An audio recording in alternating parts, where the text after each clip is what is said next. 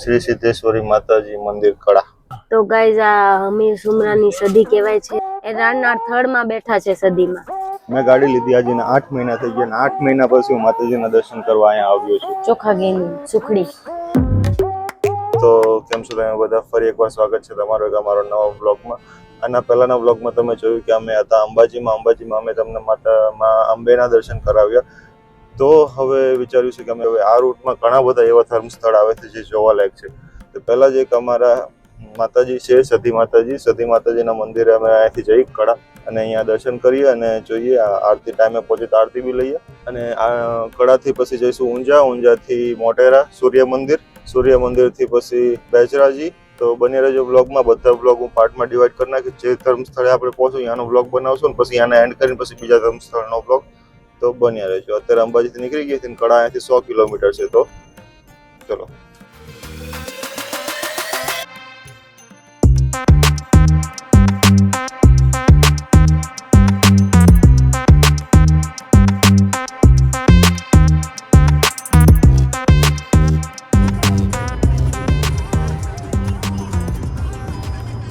So guys જો રસ્તામાં એક છે ગનારું નીકળશે ગાડી આમાંથી શું? ના નહીં આવે કયું ઉપરનું ઘણું ઓછું ગાઈસ। અત્યારે ગૂગલ મેપ ઓલામાં હાલતા અમે ગલીઓમાં સલવાઈ ગયા છે। સાવ પતલી ગલીમાં ગાડી ચાલી રહી છે। હા હવે તો ટેન્શન આવવા માંડ્યું કે આગળ ગાડી નીકળશે કે નહીં નીકળે આગળ ગાડી। Continue straight past Mark Kuria Toy and Gift, then turn left onto Women College Road.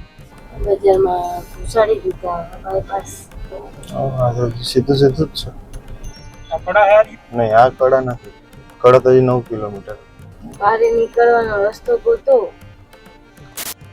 So guys finally અમે ટ્રાફિકમાંથી ગલીઓમાંથી નીકળી ગયા છીએ અને હાઈવે પાસે ચડી ગયા છે। અહીંથી હવે ખાલી 3.1 કિલોમીટર રહ્યું છે કડા સતી સિકોતરમાનું મંદિર। સો ગાઈસ જો આખું પાર્કિંગનો એરિયા છે। ત્યાં સુધી આ સાઈડ બધી દુકાનો છે નાસ્તાની નાની મોટી અને આ રહ્યું શ્રી સિદ્ધેશ્વરી માતાજી મંદિર કડા। સો ચલો ગાડી પાર્ક કરીને જઈએ અંદર માતાજીના દર્શન કરવા।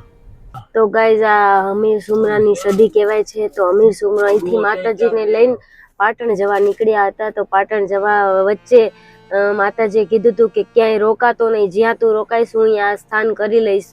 તો હમીર સુમરાનો જવાનો રસ્તો અહીંથી જ હતો અને અહીંયા રાણનું ઠૂઠું હતું ને એની નીચે અહીંયા હમીર સુમરો આરામ કરવા બેઠો તો સદીમાં અહીંયા જ રોકાઈ ગયા અને રાણનું ટૂંકું સાવ સુકાઈ ગયું હતું। ખાલી સ્થળનું ખાલી સેજ નિશાન જ હતું, એમાંથી નવી રાણ ફૂટી અને એમાં સદીમાં અહીંયા પ્રસન્ન થયા। રાણના ઝાડ નીચે બેઠા। રાણનું ઝાડ આવડું મોટું ખીલ્યું છે, ઝાડ નીચે જ આખું મંદિર બનાવ્યું છે। એ રાણના થડમાં બેઠા છે સદીમાં। પહેલા પ્રસાદી લેવાની। આપણા બધા વચ્ચે એક શ્રીફળ માતાજીનું માન્યપાત અને મારું એક શ્રીફળ મેં ગાડીનું કીધું મારે એક અલગ લેવું પડે ને। તો ગાઈઝ મારે એક એવી માનતા કહો કે એક એવી વસ્તુ કહો કે હું જ્યારે બી નવી ગાડી લઈશ ને ત્યારે માતાજીના ગાડીના દર્શન કરવા આવીશ, એવી એક મારો હતું। તો હું બધા ધામ જઈ આવ્યો છું, ખાલી સદી માતાજીનું મંદિર પણ મારું બાકી રહી ગયું હતું।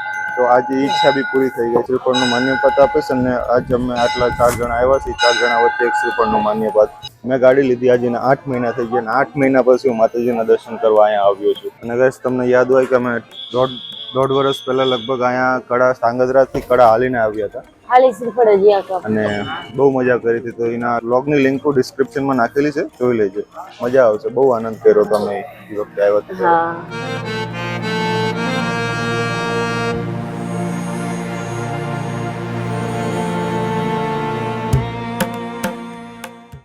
સતી માતાજીને સુખડી બહુ ભાવે છે એટલે માતાજીને અત્યારે અમે સુખડીનો થાર પણ કરાવશું। લઈ લો, મળી ગયું એટલી જલ્દી? શું છે આ? ચોખા ગેની સુખડી। તો અમે ગાડી લીધી, તેદુની કડા આવવાની ઈચ્છા હતી તો અમે આજ ગાડી લીધી અને 8 મહિના થઈ ગયા અને 8 મહિના પછી દર્શન કરવા બધા ધામે જવાની ઈચ્છા છે। અને ચોટીલા અને પાવાગઢ જવાઈ ગયો, કડાએ જવાઈ ગયો અને આમ પર જવાઈ ગયો। અમે 4 જગ્યાએ કોયલા ડુંગર બાકી રહ્યું છે। હા હવે હરસિદ્ધ એક જ બાકી રહ્યું છે, બાકી 4 જગ્યાએ તો જઈ આવ્યા। 8 મહિના પછી અહીંયા હુકમ થઈ ગયો આવવાનો। અમે જ્યારે ગાડી નહોતી લીધી ત્યારે કહીને ગયા હતા કે નવી ગાડી આવશે ને તો માતાજી અમે અહીંયા આવશું તમને થાળ ધરાવવા। તો ચલો હવે હું તમને ઈચ્છા પૂરી કરી છે અમે સિદ્ધેશ્વરી સતી માતાજીના દર્શન કરાવું।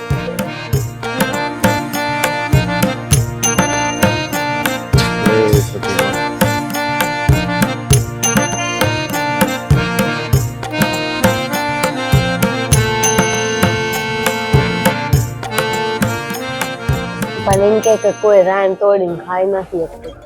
રાયણ અંદર આવેલી અને છે, ગાઈઝ એક જ અહીંયા આવેલી તમને પાણી સાદું પાણી પીવા મળશે અને પ્રસાદ રૂપે તમને અહીંયા ચા મળશે.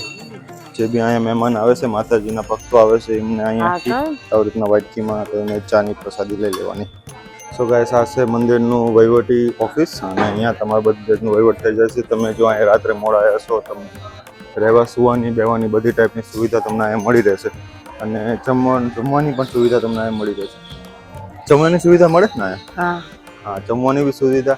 જો રાતે મોડા આવ્યો ને તમને અહીં ક્યાં હોટલ ન મળે, તમે રાત પણ રોકાઈ શકો છો. અને ગાઈસ જેને બી માનતા હોય આવી રીતના હાલીને આવવાની કે નેજો મૂકવાની, તો માણસો આવી રીતના નેજો લઈને હાલીને આવે અને અહીંયા માતાજીને નેજો ધરાવે. અને ગાઈસ અહીંથી આમ સીધા જ આવીએ એટલે એક બાલવાટિકા આવે છે, જ્યાં નાના છોકરાને રહેવા ઉઠવાની ને એવી મતલબ ચૂલા ને એવું બધું છે. અને એની પાછળની સાઈડ જાઓ એટલે વૃદ્ધાશ્રમ છે.